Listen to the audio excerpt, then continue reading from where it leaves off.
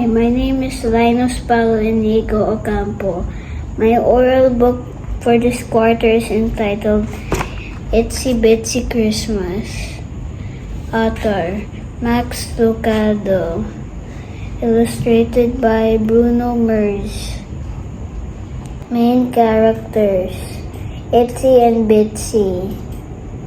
Other characters Daniel the donkey, Rudy the mama horse, Rowdy the rooster, Charlie the cow, Grumpy the goat, the 6 sheep, Mr. Owl, Mr. Camel, and Jesus.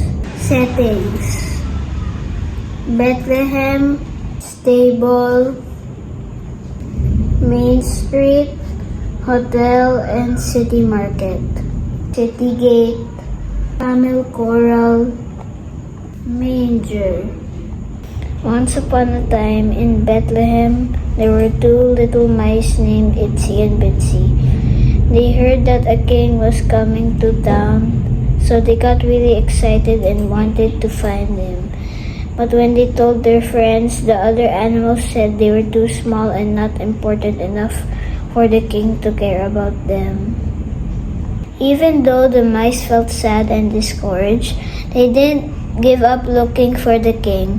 After searching everywhere, they went back home feeling disappointed. To their surprise, they found the king in a manger at the stable. They were so happy because Jesus loved them even though they were tiny. Reflection: Itsy and Bitsy realized that Jesus came for all of us, big or small. New words: scampered, to go at a pace faster than a walk. Scurried, to proceed or move quickly. Grazed, to feed on grass or herbs. Zipped, to fly, turn, or to move rapidly with a fluttering or vibratory sound. Snickered, to express scornful amusement by means of facial contortions.